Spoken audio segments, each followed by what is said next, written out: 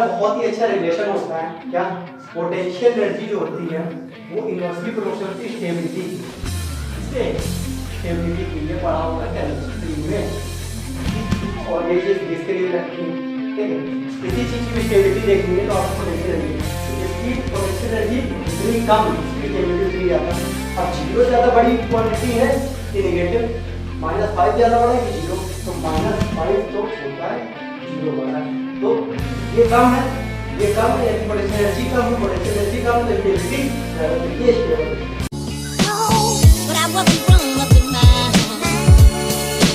Welcome students, आज हम लोग पढ़ने वाले हैं इलेक्ट्रिक डाइपोल। क्या पढ़ना है? इलेक्ट्रिक डाइपोल में आज सब पढ़ना है इलेक्ट्रिक फील्ड छोड़ के। क्या क्या पढ़ेंगे आज? हम पढ़ेंगे force, torque, work done, potential energy, सब पढ़ डालेंगे। आज लोग सब पढ़ डालेंगे टॉर्क का, ठीक है। तो कॉपी किताब निकाल लो, वो नहीं कॉपी किताब कुछ नहीं, केवल कॉपी निकाल लो और जैसा लिखा है वैसा छापते रहना फटाफट, ठीक। तो आज जो पहली चीज अपने लोगों को पढ़नी है वो क्या पढ़नी? टॉर्क। चलिए हेडिंग डालते हैं इसकी। ये हेडिंग क्या कहती है इसको समझ लेते हैं थोड़ा। ये इलेक्ट्रिक फील्ड में जो हम लोग को पढ़ना है, अगर टॉर्क को रख दे तो क्या होगा, ठीक है। उसकी हेडिंग होगी force and torque on electric dipole in a uniform electric field.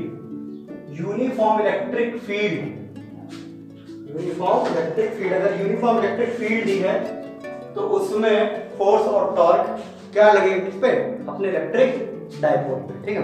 समझते यूनिफॉर्म इलेक्ट्रिक फील्ड का मतलब क्या कि जहां पर इलेक्ट्रिक फील्ड क्या है? बिल्कुल बराबर है। क्या है? बिल्कुल बराबर है।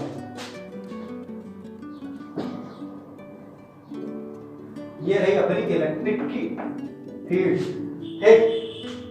ये रही इलेक्ट्रिक फील्ड बिल्कुल यूनिफॉर्म है। सर ये यूनिफॉर्म नहीं लग रही। चलो ये तीन बराबर है। चलो देखो ये ठीक। ये यूनिफॉर्म इलेक्ट्रिक फील्ड है, सारी स्पेसिंग अप्रोक्सीमेट बराबर है, ठीक। कोई जूम लगा के ना देखना, ठीक। अब इसमें क्या करना है? इसमें अपना इलेक्ट्रिक डाइपोल रख देना। क्या रखना है? इलेक्ट्रिक डाइपोल रख देना। ये रहा इलेक्ट्रिक डाइपोल। इलेक्ट्रिक डाइपोल मतलब क्या? एक होगा नेगेटिव -q ले लिया, एक होगा पॉजिटिव +q ले लिया। एक होगा नेगेटिव जिसको ले लिया -q, एक होगा पॉजिटिव जिसको ले लिया +q, ठीक। Equal and opposite charges separated at a distance is known as electric dipole. हमने पिछले लेक्चर पढ़ा हुआ था, ठीक है। अब तो पहली चीज इसमें देखते हैं कि इस इलेक्ट्रिक डाइपोल पे जब इस यूनिफॉर्म इलेक्ट्रिक फील्ड में रखेंगे तो कितना नेट फोर्स लगेगा, चलिए देखते हैं। फोर्स की अपने लोगों ने डेफिनेशन ही पढ़ी थी इलेक्ट्रिक फील्ड में। थोड़े 2 4 5 लेक्चर पीछे जाए तो उन्होंने इलेक्ट्रिक फील्ड इंटेंसिटी की अगर उन्होंने एक डेफिनेशन पढ़ी थी, what is electric field intensity, तो ये पता चला था कि force acting on a test charge, किसी भी टेस्ट चार्ज में जितना force vector that is called electric field. चलिए उसी का थोड़ा सा हम इस्तेमाल करते हैं। तो E बराबर क्या होता है अपना? F/Q। E बराबर क्या होता है? F/Q, ठीक। तो यहां से F क्या निकल के आ जाएगा? QE। F क्या निकल के आ जाएगा? QE निकल के आ जाएगा। तो हमें ये समझ आता है कि यहां पर E क्या होता है? इलेक्ट्रिक फील्ड क्यों होता है? क्या? चार्ज, ठीक। तो ये रहा अपना नेगेटिव, ये रहा हम लोग का नेगेटिव। तो नेगेटिव जो इलेक्ट्रिक फील्ड, नेगेटिव जो चार्जेस पे जो फोर्स लग रहा हो तो F इज इक्वल टू क्या लग रहा हो? -QE। क्या लग रहा हो? -QE। माइनस क्या रिप्रेजेंट करता है? माइनस ये रिप्रेजेंट करता है कि जो इलेक्ट्रिक फील्ड की डायरेक्शन है और जो फोर्स की डायरेक्शन, जो इलेक्ट्रिक फील्ड डायरेक्शन है और जो फोर्स की डायरेक्शन है, ठीक। जो इलेक्ट्रिक फील्ड डायरेक्शन, जो फोर्स की डायरेक्शन, वो क्या? जस्ट अपोजिट है। यानी इलेक्ट्रिक फील्ड किधर है? इधर। इलेक्ट्रिक फील्ड किधर है? इधर। तो इसके जस्ट अपोजिट ये लगने वाला अपना फोर्स बराबर F। अरे F बराबर -QE, ठीक। कोई दिक्कत? मतलब उसी के अलाउंग लगेगा इलेक्ट्रिक फील्ड के, लेकिन किधर लगेगा? जस्ट अपोजिट, क्योंकि क्या लगा माइनस, ठीक।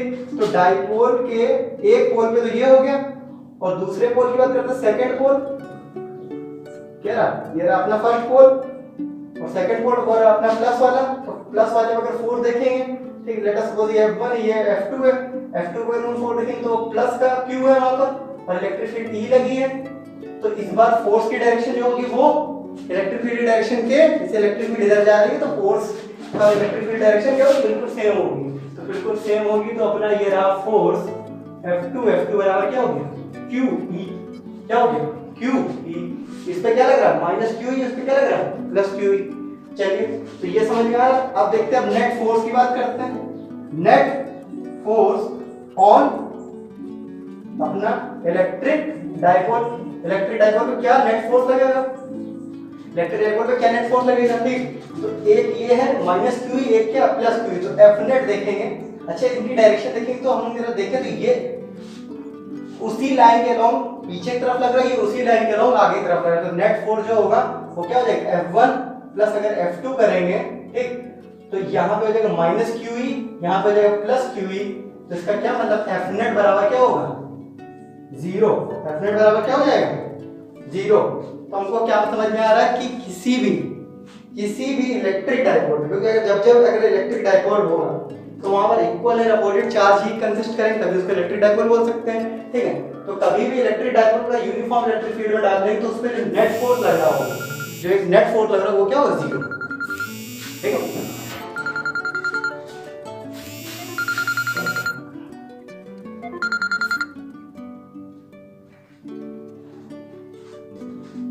जो नेट फोर्स लग रहा होगा वो क्या होगा, जीरो होगा, ठीक।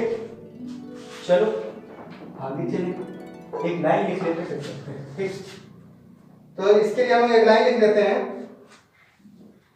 अगर नेट फोर्स चूंकि जीरो है, तो नेट फोर्स जीरो यानी कि कभी भी ये किसी बॉडी पर नेट फोर्स, हम क्लास 11 में मैकेनिक्स से पढ़ा था, थोड़ा बहुत पढ़ा होगा, अगर नेट फोर्स जीरो है तो उसमें ट्रांसलेटरी, यानी कि ट्रांसलेटरी मतलब क्या, कि लीनियरली जिस डायरेक्शन में मतलब रोटेशन नहीं हो रहा, रोटेशन क्या होता है उसी पॉइंट के अबाउट जब मूव करते हैं, ठीक। और जब पोजीशन चेंज होती है उसको बोलते हैं ट्रांसलेटरी मोशन। तो किसी भी बॉडी पर अगर नेट फोर्स जीरो है तो कभी ट्रांसलेटरी मतलब वो कोई ऐसा मोशन नहीं करेगा जिसमें वो अपनी पोजीशन चेंज कर रहा हो, ठीक है। तो एक अंग्रेजी में बात लिख लेते हैं, ठीक, इंपॉर्टेंट पॉइंट बनाकर। वो क्या है कि as net force on electric dipole is zero, so electric dipole does not undergo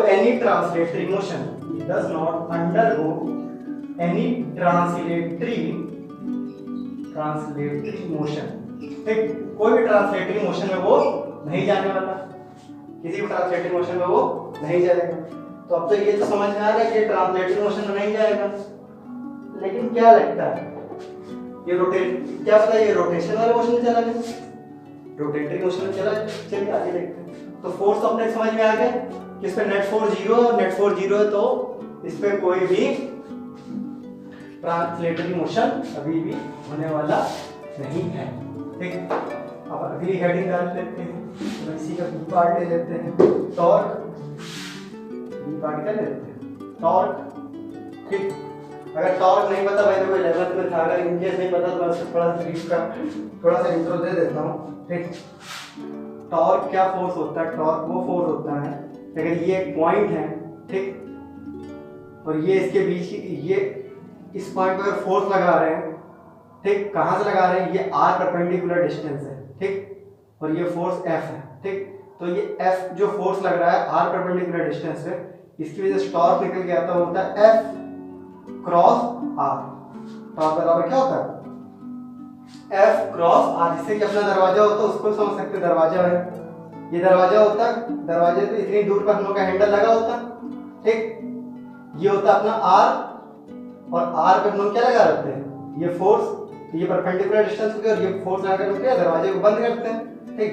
हम बाहर तरफ लगाते हैं तो खोलते हैं, तो यहाँ पर टॉर्क जो लगता है वो किसका लग रहा होता है, इस चौखट पे लग रहा होता है, सिर्फ। तो टॉर्क बराबर क्या होता है, F क्रॉस R। जितना ज्यादा आप आर को कम करते जाएंगे उतना ज्यादा टॉर्क की वैल्यू भी कम होती जाएगी। ठीक, चलिए इसको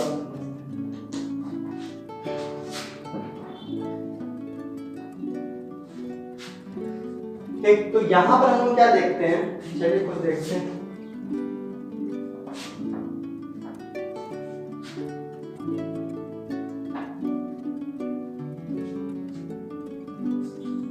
यहां हमने क्या देखा है कि ये जो दो फोर्सेस थे, ये दोनों फोर्सेस इक्वल और अपोजिट थे। वो क्या थे, इक्वल और अपोजिट। तो ट्रांसलेटरी मोशन तो इसका हो नहीं सकता। ट्रांसलेटरी मोशन नहीं हो सकता है तो क्या रोटेटरी मोशन हो सकता है? बिल्कुल हो सकता है। कैसे कि ये आपने हमें पढ़ा भी होगा क्लास 11 ठीक। तो ये देखो, अगर दो फोर्सेस हैं और दोनों इक्वल एंड अपोजिट हैं, दोनों क्या है, इक्वल और अपोजिट है, तो अगर वो इक्वल एंड अपोजिट है तो वो कोई अगर r डिस्टेंस पर कोई दो equal and opposite forces act करते हैं तो उसकी वजह से वहां पर क्या हो जाता है, वहां पर एक कपल फोर्स आ जाता है। तो कपल फोर्स आने की वजह से ये क्या करते हैं, ये रोटेटरी मोशन करते हैं। क्या करते हैं, रोटेटरी मोशन। यहां पर क्या होने लगता है, रोटेशन होने लगता है। ठीक, और जैसा कि हमने देखा है कि ये जो डिस्टेंस है ये अपनी r है, अभी थोड़ी देर पहले मैं बताया था आपको, ये भी r है। तो r और ये f क्या है, परपेंडिकुलरली लग रहा है इस डिस्टेंस के। तो परपेंडिकुलर जब भी फोर्स लगता है तो उसे क्या बोलते हैं, टॉर्क। उसे क्या बोलते हैं हम लोग, टॉर्क। यार थोड़ा बढ़िया पढ़ा, अरे सर ये तो नहीं किया। ठीक, चलो, टॉर्क बराबर क्या होता है, F क्रॉस R होता है। तो यहां पर हमें ये समझ में आ रहा है कि यहाँ टॉर्क तो लग रहा है, क्या टॉर्क तो अपना लग रहा है। चलिए, टॉर्क लग रहा है तो टॉर्क क्यों लग रहा है, क्योंकि ये कपल फोर्स बना रहा है। यहाँ पर दो इक्वल एंड अपोजिट फोर्सेस हैं, इनके बीच की डिस्टेंस हम लोग क्या स्टैंडर्ड ले रखी, 2a।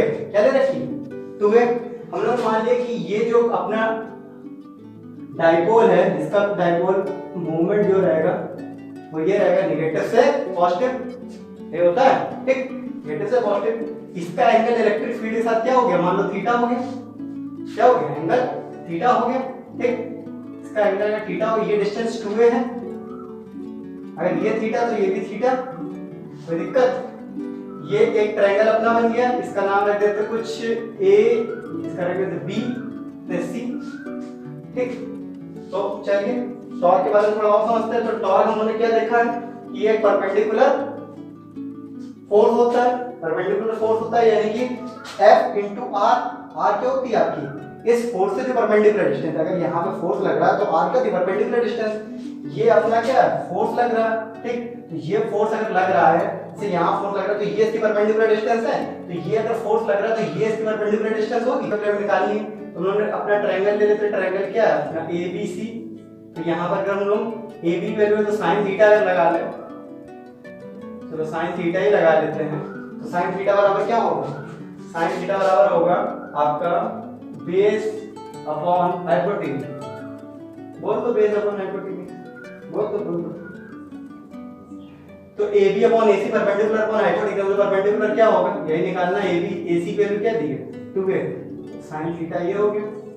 AB बराबर क्या हो जाएगा, 2a sin थीटा। AB बराबर, तो ये कपल फोर्स होने की वजह से हमें ये समझ में आ रहा है कि यहाँ पर क्या, यहाँ एक टॉर्क लगने वाला है। कपल फोर्स की वजह से हमें क्या समझ में आ रहा है, यहाँ पर टॉर्क लगने वाला है। और ये जो ट्रायंगल है अपना, ये ट्रायंगल ABC एक ट्रायंगल है। ये क्या था, ये हमारा डाइपोल है। डाइपोल क्या है हमारा, ये माइनस चार्ज है, प्लस चार्ज है, तो ये डाइपोल मोमेंट है। इसका एंगल ये थीटा है। ये थीटा एंगल जो बन रहा है किससे बन रहा है, इलेक्ट्रिक फील्ड बन रहा है। तो ये हमारे परपेंडिकुलर डिस्टेंस ले ली। तो क्या हमको मालूम है कि जो टॉर्क होता है वो क्या होता है, F into R। F into R। R क्या होती है, R होती है आपकी परपेंडिकुलर डिस्टेंस। R क्या होती है, R इज परपेंडिकुलर डिस्टेंस। ये हमारा क्या होता है, ये R है और ये F है। तो F से R क्या है, परपेंडिकुलरली लग रहा है। क्या लग रहा है, परपेंडिकुलरली लग रहा है। परपेंडिकुलरली लग रहा है तो यहाँ पर कहाँ पर परपेंडिकुलर फोर्स लग रहा हो, तो ये तो फोर्स रहा। और ये B से लेकर A तक की क्या है, परपेंडिकुलर डिस्टेंस। B से लेकर A तक की क्या है, परपेंडिकुलर डिस्टेंस। तो F into BA, F into BA। F की वैल्यू क्या है, F को हम लोग देखें तो QE है। और BA को अगर हम एक ट्रायंगल ले रही है ABC, अगर एक ट्रायंगल है तो ABC ट्रायंगल में हमें BA निकालना हो या AB निकालना हो तो AB की वैल्यू क्या है, 2a sin थीटा। तो यहाँ पर हम क्या लिख लेंगे, 2a sin थीटा। ठीक, तो यहाँ टॉर्क की वैल्यू क्या हो जाएगी? टॉर्क की वैल्यू हो जाएगी q into 2a into e, ये हो जाएगा sin theta. q into 2a क्या होता है? हमने पढ़ा p, ये क्या है? e, pe sin थीटा, और इसी को हम pe sin थीटा को हम क्रॉस प्रोडक्ट का मान पढ़ा होगा तो p क्रॉस e लिख सकते हैं, p क्रॉस e लिख सकते हैं। ठीक, तो इसका क्या मतलब है? p को e के क्रॉस में अगर मूव करेंगे तो जो टॉर्क होगी उसकी डायरेक्शन निकल के आएगी। p को जब e के क्रॉस मूव करेंगे तो वो टॉर्क की डायरेक्शन देगा। समझ रहे हैं? टॉर्क की वैल्यू क्या होगी? p क्रॉस e या फिर p sin थीटा। समझ में आ रहा? ठीक, तो ये हो गया अपना क्या? Torque. Torque on electric dipole.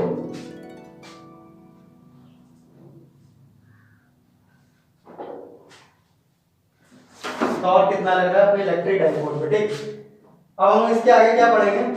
इसी टॉर्क में एक दो बातें और हैं, उसको समझ लेते हैं। ठीक,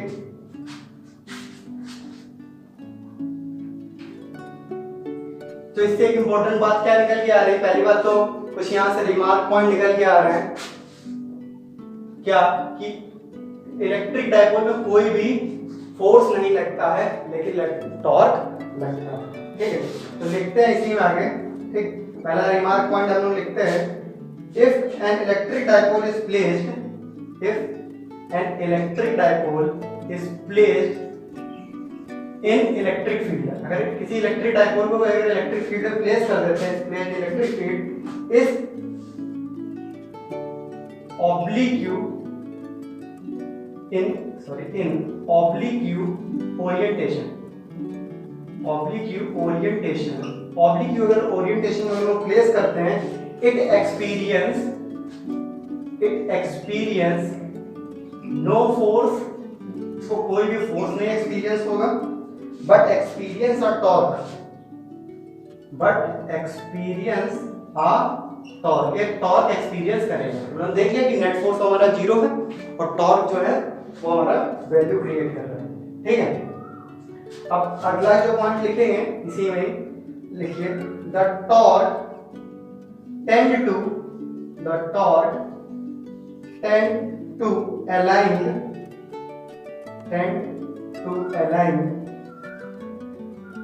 the electric dipole along the direction of electric field, electric field की डायरेक्शन में क्या करेगा? along करेगा। ठीक, the torque tend to align the electric dipole, direction मतलब क्या है? जो टॉर्क की डायरेक्शन होगी वो किसके अलाउंग होगी? इलेक्ट्रिक फील्ड के अलाउंग होगी। समझ में आ रहा है? ये दो इंपॉर्टेंट पॉइंट हैं। ठीक, अब देखिए अब ये देख रहे हैं टॉर्क मैक्सिमम कहां पर होगा और टॉर्क मिनिमम कहां पे होगा। तो तीसरा जो रिमार्क पॉइंट है, ठीक, वो हमारा क्या आता है कि टॉर्क मैक्सिमम कहां होगा। ठीक, तो मैक्सिमम टॉर्क कहां होगा? चलिए, तो टॉर्क जो है वो किस पे आता है? PE sin theta. जो sin थीटा मैक्सिमम हो जाता है कि ये और ये वैल्यू तो फिक्स रहेंगी, कांस्टेंट वैल्यू है। ठीक है, और जो sin थीटा है वो एक वेरिएबल वैल्यू, तो थीटा कहां मैक्सिमम होगा? थीटा जहां मैक्सिमम होगा वहीं sin थीटा है। तो थीटा जब sin थीटा मैक्सिमम कब होता है? जब वैल्यू 1 हो। वो कब होती है? जब थीटा 90 हो। तो at theta equal to 90 degree tau max is equal to PE। क्यों? कि sin थीटा बराबर क्या हो जाता है? 1। sin थीटा क्या हो जाता है? sin 90 वैल्यू कितनी हो जाती है? 1। तो टाउ मैक्स क्या होगा? PE होगा कब? At theta equal to 90 degree. Minimum कब होगा? मिनिमम वैल्यू इसकी टॉर्क की क्या होती है? मिनिमम वैल्यू क्या होती है टॉर्क की? टॉर्क की अगर हम देखें तो टाउ इज इक्वल टू क्या हो जाएगा? PE sin थीटा यानी कि मिनिमम कब होगा? मिनिमम का मतलब क्या? तो sin थीटा की मिनिमम क्या होगी? -1 होती है, लेकिन -1 तो हम ले नहीं सकते। क्यों? क्योंकि टॉर्क जो है वो नेगेटिव क्वांटिटी तो आई ही नहीं। तो थीटा बराबर क्या होगा आपका? 0। थीटा जब 0 होगा तब टॉर्क बराबर क्या होगा? ठीक, ये क्वेश्चन आपका बेसिक सा क्वेश्चन है जो बनता है। ठीक, अब हम लोगों ने क्या समझ लिया कि टॉर्क समझ लिया, हम लोगों ने इसका फोर्स भी समझ लिया कि फोर्स 0 होता है, टॉर्क हमारा मैक्सिमम का होता है, मिनिमम का होता है। हम लोग अगला पॉइंट जो पढ़ेंगे, जब ये मूव कर रहा है एक पॉइंट से दूसरे पॉइंट में, तो ये वर्क डन कितना करता है, ठीक है ना। कोई भी चीज़ अगर मूव कर रही है तो हम लोगों ने जो बेसिक डेफिनेशन पढ़ी थी वर्क की क्लास 9th में कि फोर्स इनटू डिस्प्लेसमेंट, अगर किसी को कोई फोर्स लगा तो इसका फोर्स तो लग नहीं रहा लेकिन टॉर्क लग रहा है, तो टॉर्क लगने की वजह से मूवमेंट हो रहा है, तो मूवमेंट की वजह से क्या यहाँ पर कोई वर्क डन होगा, वर्क डन होगा। तो हमने ये भी पढ़ा कि वर्क डन जो स्टोर हो जाता है वही हमारे ये होती है इलेक्ट्रिक पोटेंशियल एनर्जी। तो पोटेंशियल एनर्जी होगी कि नहीं होगी ये सारी चीजें, ठीक है। चलिए अगला जो पॉइंट है उसको पकड़ते हैं।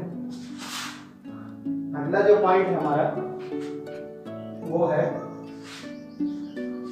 Work done and electric field of electric dipole. Work done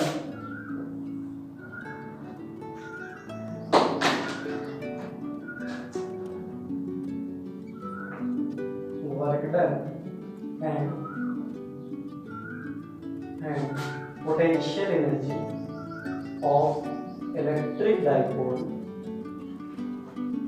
in uniform electric field, in uniform electric field,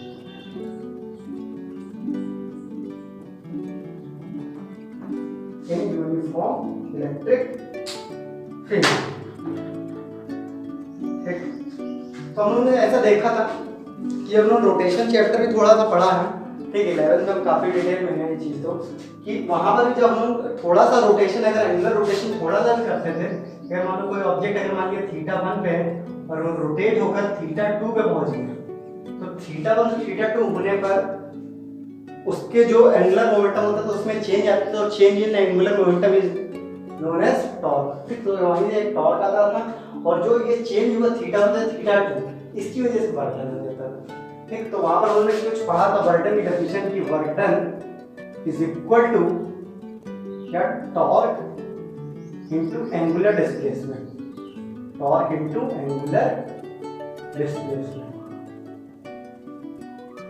ठीक। तो हमें यही चीज यहाँ पर भी हो रही है। ये जो टॉर्क, ये जो हमारा अपना डायपोल मोमेंट है, इसमें अगर ये रोटेट करता है, टॉर्क लगने से ये क्या करेगा, मूव करेगा। टॉर्क लग रहा है तो आपका ये मूव करेगा, तो जब मूव करेगा तो ये एक θ1 एंगल से θ2 एंगल तक मूव करेगा। जब ये मूव करेगा एक एंगल से दूसरे एंगल, तो उसमें वर्क करना पड़ेगा उसको, तो वही जो वर्क होगा वो यहाँ पर कैलकुलेट करना है, ठीक है। तो उस वर्क को हम कैलकुलेट करते हैं। तो मान लिया जाए कि कोई एंगल, छोटा एंगल है, उन्होंने मूव किया d θ एंगल मान लीजिए मूव किया, इसमें ये थीटा है, ये हमारा अपना डायपोल मोमेंट है, ये थोड़ा ही सा मूव करके गया है, ये मान लीजिए छोटा सा एंगल ये मूव कर रहा है, ये d θ ये मूव किया, तो d θ मूव करने के लिए इसको जो dw वर्क करना पड़ा है, जो dw वर्क बराबर क्या होगा, टाउ इनटू एंगुलर डिस्प्लेसमेंट जो है वो क्या है, d θ, क्या है, d θ। ये d θ की वैल्यू हम निकालनी है, तो dw is equal to torque की वैल्यू हमने क्या लिखी थी, pe sin θ, pe sin θ d θ, sin θ d θ, ठीक। अब दोनों साइड हमें कंप्लीट वर्क डन लेना है, तो हमें क्या करना पड़ेगा, इसको इंटीग्रेट करना पड़ेगा। इसको इंटीग्रेट करेंगे तो वर्क डन की वैल्यू आ जाएगी, अब हम लोगों ने मान लिया कि ये d θ है, चलिए इसको इसकी लिमिट भी पुट कर देते हैं। जब शुरू में जहां पे था तब तो कोई काम नहीं करना पड़ा, लेकिन जब मान लिया कि θ1 से लेकर θ2 तक मूव किया, θ1 से लेकर θ2 तक मूव किया, जब शुरू में जहां पे था वहां तो कोई वर्क नहीं करना पड़ा, लेकिन जब ये θ2 पे पहुंचा तो इसको कुछ वर्क करना पड़ा, तो w वर्क करना पड़ा, ठीक। तो शुरुआत का एंगल θ1 के लिए वर्क डन 0 था, लेकिन जब ये θ2 पे पहुंचा तब इसको वर्क w करना पड़ा, इसको वर्क क्या करना पड़ा, w वर्क करना पड़ा, ठीक। तो ये अपना sin θ हो गया, d θ हो गया। चलिए थोड़ा इंटीग्रेशन करते हैं, तो dw का इंटीग्रेशन w हो जाएगा, ठीक। नहीं पढ़ा इंटीग्रेशन कोई दिक्कत की बात नहीं है, पढ़ लोगे, ठीक। ये हो गया pe sin θ का इंटीग्रेशन होता माइनस cos θ, ठीक, तो माइनस cos θ। इसके आगे हम लोग देखेंगे तो ये एंगल अपना θ1 है और ये एंगल θ2, ठीक। इसमें लिमिट फाइनल वाली पहले रखते हैं, फिर माइनस लगाते हैं, फिर इनिशियल वाली रखते हैं, ठीक। तो w बराबर यहाँ से निकल के आ जाएगा क्या, फाइनल वाली लिमिट लगा देते हैं, माइनस को चलो माइनस को बाहर ले लेते हैं, तो pe ये आ जाएगा cos θ2, पहले फाइनल वाली रख दे रहे हैं, फिर माइनस इनिशियल वाली रख दे रहे हैं, cos θ1, ठीक। तो ये वर्क डन होता है, ये क्या होता है, वर्क डन होता है, ठीक। यही जो वर्क डन होता है, अगर मान लिया जाए अगर ये मान लिया जाए कि ये θ1 जो है जो स्टार्ट हुआ है आपका कहाँ से स्टार्ट हुआ है, ये अगर मान लीजिए थीटा एंगल θ1 जो है ये 90 डिग्री पे था, ये कहाँ पे था 90 डिग्री पे।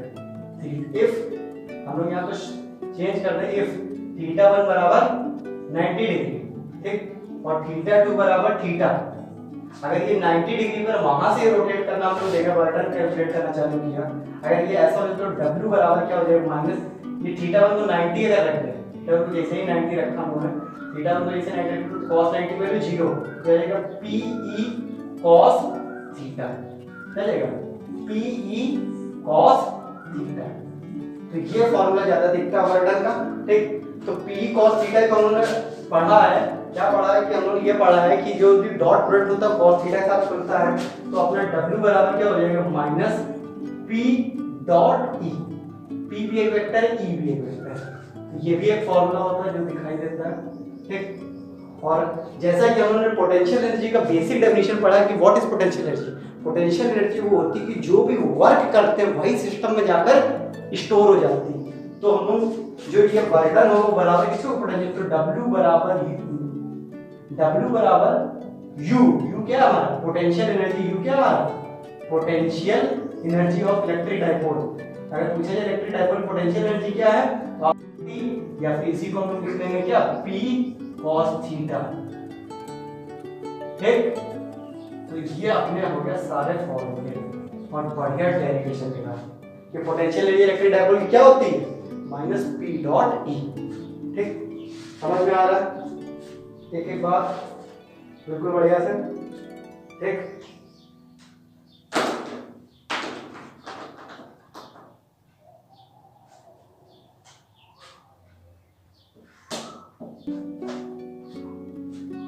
एक बात आती है इक्विलिब्रियम की स्टेबिलिटी पे लेकर, क्या थी इक्विलिब्रियम के लेकर स्टेबिलिटी पर, ठीक। ये मतलब जो हमारा इलेक्ट्रिक डाइपोल है वो कहाँ पर स्टेबल है, कहाँ पर अनस्टेबल है, ठीक। चलो इसको भी थोड़ा सा देख लेते हैं, ये कहाँ पर स्टेबल रहेगा, कहाँ पर अनस्टेबल रहेगा।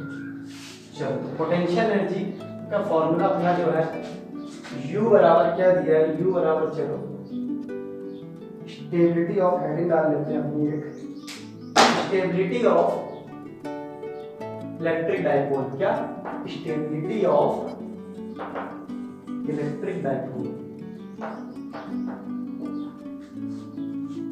Stability of electric dipole. तो स्टेबिलिटी को लेकर हम लोग क्या देखा है कि हमारा जो फॉर्मूला U है ये क्या लिखा था PE cos थीटा, ठीक है ना, माइनस का PE cos थीटा, ठीक। अब देखते हैं इसकी वैल्यू क्या होगी, इसकी वैल्यू जो वेरी करती है थीटा बराबर हम लोग इसमें 0 डिग्री डाल दें, क्या डाल दें 0 डाल दें, थीटा अगर 0 तो U बराबर क्या हो जाएगा माइनस P, और थीटा बराबर क्या डाल दें 90 अगर डाल दें, थीटा बराबर क्या डाल दें 90 डाल दें, U बराबर क्या हो जाएगा 0, ये पोटेंशियल एनर्जी 0 हो जाएगी, यहाँ पर क्या है माइनस P, ठीक है। किसी भी सिस्टम की पोटेंशियल एनर्जी 0 हो जाती है तो वो क्या होता है, वो जगह बहुत ही ज्यादा अनस्टेबल होता है, और ये कहीं पर निगेटिव है तो 0 ज्यादा बड़ा कि निगेटिव, 0 जो है बहुत कम है, ठीक है, निगेटिव जो है यानी कि उससे कम वैल्यू, तो ये आपका क्या होगा स्टेबल। एक इसमें हमारा बहुत ही अच्छा रिलेशन होता है, क्या पोटेंशियल एनर्जी जो होती है वो इनवर्सली प्रोपोर्शनल होती है स्टेबिलिटी की, इसके स्टेबिलिटी की, ये पढ़ा होगा केमिस्ट्री में कि, और ये चीज जिसके लिए रखती है, ठीक है। किसी चीज की भी स्टेबिलिटी देखनी है तो आपको पोटेंशियल एनर्जी, तो जिसकी पोटेंशियल एनर्जी जितनी कम उसकी स्टेबिलिटी उतनी ज्यादा। अब 0 ज्यादा बड़ी क्वांटिटी है कि नेगेटिव, -5 ज्यादा बड़ा है कि 0, तो -5 तो छोटा है, 0 बड़ा है, तो ये कम है, ये कम है यानी पोटेंशियल एनर्जी कम है, पोटेंशियल एनर्जी कम है तो स्टेबिलिटी ज्यादा, तो ये स्टेबल होता है। तो 0 डिग्री पर यानी कि अगर वो अगर हम कहा जाए तो स्टेबल इक्विलिब्रियम कब होगा, तो एट 0 डिग्री, एट थीटा बराबर 0 degree electric dipole at stable equilibrium, क्या बोला जाएगा स्टेबल इक्विलिब्रियम। यहाँ पर ये क्या होगा स्टेबल इक्विलिब्रियम होगा, और जैसे थीटा 0 डिग्री पर ये क्या होगा स्टेबल, जैसे थीटा बराबर 90 हो जाएगा, तो वो क्या होगा, अनस्टेबल इक्विलिब्रियम। क्या हो जाएगा, अनस्टेबल इक्विलिब्रियम। वो अपना क्या अनस्टेबल इक्विलिब्रियम। ठीक है, तो ये सारी जानकारी थी इलेक्ट्रिक डायपोल की। उसका टॉर्क क्या होता है, उसका फोर्स क्या होता है, उसका टॉर्क क्या होता है, उसका पोटेंशियल एनर्जी क्या होता है, उसकी स्टेबिलिटी क्या होती है, मैंने एक एक चीज आपको डिटेल में समझा दी। ठीक, चलिए एक न्यूमेरिकल भी ले लेते हैं। क्वेश्चन आप लोगों की स्क्रीन पे दिख रहा होगा, आप स्क्रीन को चाहिए स्टॉप कर लीजिए, आराम से उसको सॉल्व करिए, फिर सॉल्व करके फिर पॉज मार लेते हैं। ठीक, चलो क्वेश्चन क्या अपना,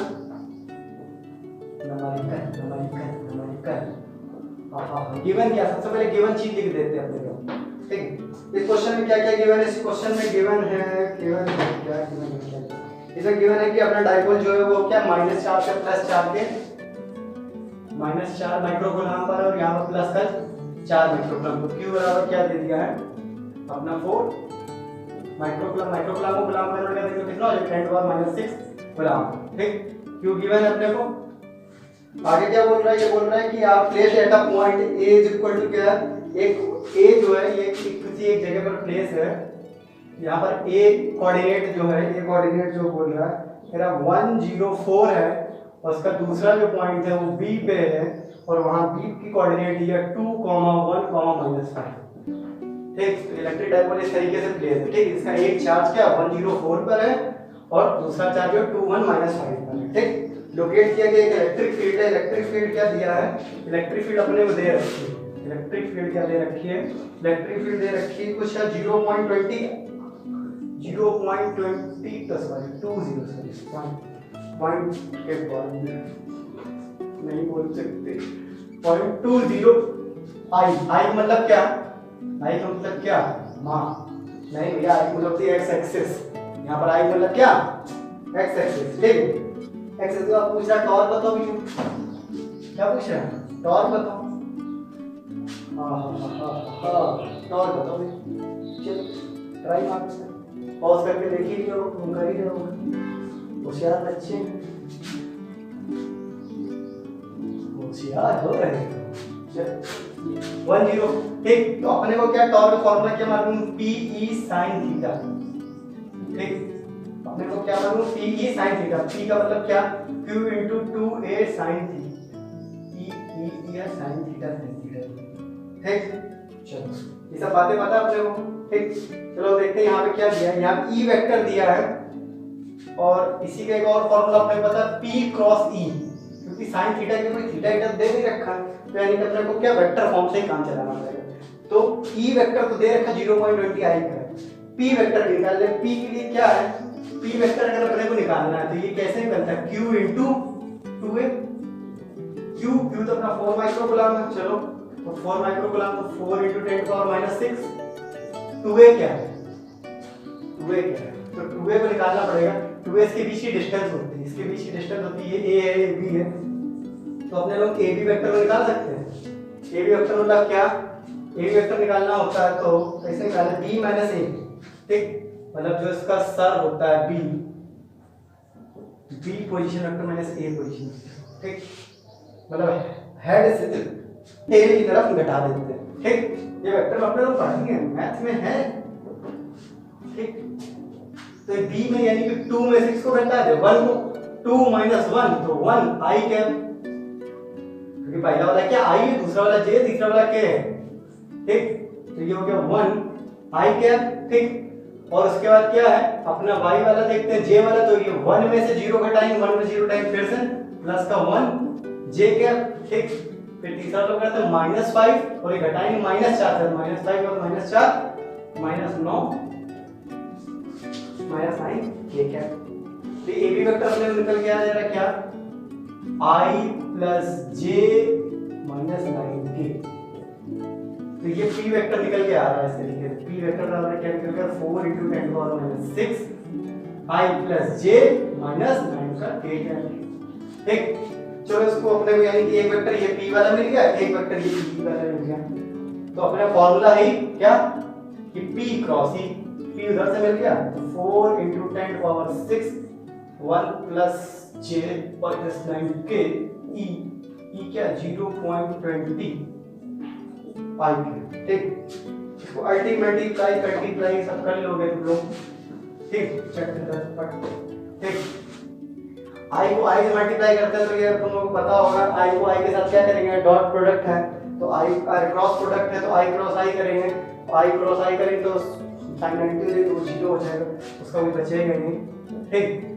बाकी .20 को इसके साथ मल्टीप्लाई कर देंगे तो ये अपना कुछ बचने वाला नहीं है। ये .20 को मल्टीप्लाई करेंगे तो क्या जाएगा, इसको 0 उड़ा तो 8 × 10⁻⁵ हो जाएगा, इसको थोड़ा सा उड़ा देते हैं, ठीक। अब इसकी बात करते हैं तो आई को जे के साथ क्रॉस प्रोडक्ट करेंगे, आई को जे के साथ करेंगे तो क्या आ जाएगा, के आ जाएगा, ठीक, के। और फिर आई को के क्रॉस आई करेंगे तो माइनस का जे होगा, माइनस माइनस में प्लस का जे हो जाएगा, प्लस का जे हो गया, ठीक। ये आ गया अपना टॉर्क। अब इसकी मैग्नीट्यूड की अगर बात कर लेंगे, इसकी बात कर लें मैग्नीट्यूड की, क्योंकि ये तो अपना क्या हो गया, वेक्टर फॉर्म हो गया।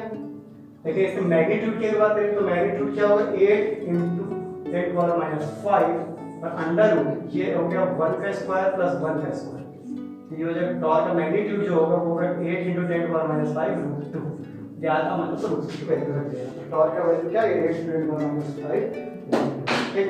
बड़ा क्वेश्चन है।